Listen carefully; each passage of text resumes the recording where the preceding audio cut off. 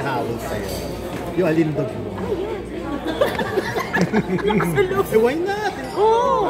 At saka substantial woman naman tayo. So, May boyfriend ka ba? May asawa? wala po, wala. Boyfriend? Wala.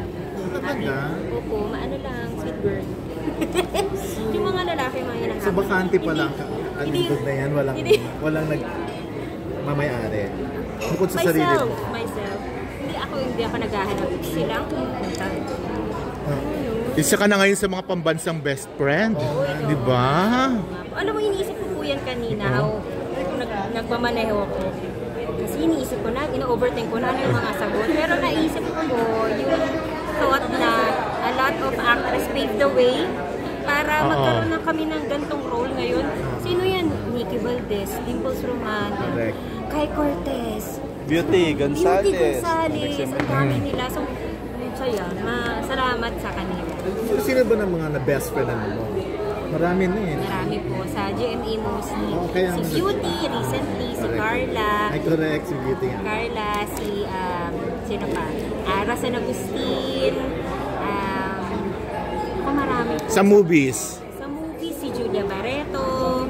Naging one-time friend din kami. Naging kaibigan, circle of friends ni Bea. Tapos, sino pa? Dami na talaga. Dami, no? Fairness. Ang dami. Grateful. Pero ikaw bilang pambansang best friend, yung respect ba ng halimbawa co-stars mo, nakukuha mo? Ganon din ang treatment talaga. Maayos. Ano po? What does it mean? Like halimbawa, siyempre supporting ka, di ba? Pero so, nararamdaman mo naman na malaki rin ang respeto sa'yo ng mga tao sa set. Ay, opo. Parang naman sa set wala namang... Especially yung co-star. Nababash ka na rin minsan dahil sa mga kaibigan mo. Artista, oo. Parang nadadami-dami ka minsan. Oh my God, ganon. That's sad. Pero dead ma ka lang, dead Madela. As much as possible, di po pa nag-social media kasi I don't think it's a healthy place for me. Yung sa tanong niyo po, especially yung pinaka-lead, di ba? Ikaw ang best friend ng lead. So, respeto. Wala pong question sa respeto kasi lahat ng mga nakakatrabaho ko ay tao makitungo, ito mo sa aming lahat. So, walang wall na nagdi-divide na kung sino yung lead at sino yung supporting. Sino yung staff, sino yung production, sino yung boss na dapat nang santuhin, respetuhin. Wala pong wall. Sino yung pinaka-naging markado sa'yo? Pinakamalapit o pinakamalapit? Naging close mo, dami mo nang naging best friend. Naging best friend mo na talaga in real life. Sino? Si Beauty. Si Beauty. Hanggang ngayon, kayo? Oo, si Beauty. Bakit kaya? Meron kayong common denominator ba na? Hindi ko nga rin po alam eh. Nung una po kami nagkita sa tent, parang nag-uusap kami, sabi ko lang sa kanya, hello po, Beauty. Kasi divine yun. Tapos bigla ako nasabi, yung character mo, tsaka character ko, parang feeling ko in common, no? Kaya lagi nag-aaway. Kasi ganun yung character namin sa Stolen Life. Laging, ako yung pumapatol sa kanya instead of Carla. So sabi ko, parang yung character mo, yung character ko, may similarity. Kaya nag-static, ganyan. Feeling ko din, that time, para kaming komportable.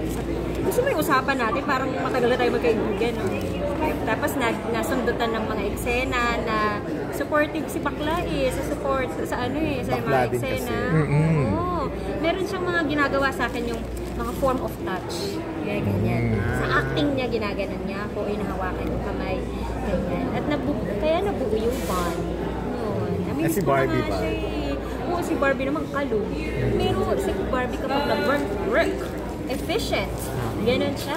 Pero pag baklaan, bakla. Pero sobrang believe ka sa acting niya kanina to the point na biniro mo sana maging national artist. Ay, magiging national artist na siya. Talaga ba? Hindi naman. Talaga In the future? Bakit? Bakit ganun ang feeling mo sa kanya? Ganun ang nararamdaman mo? Parang yung etiquette ni Barbie at saka yung talent niya. It's very rare sa industry na ganito. Tapos, unang-una, punctuality. Tapos, kapag dating niya, prepared na siya, in character siya, ganyan.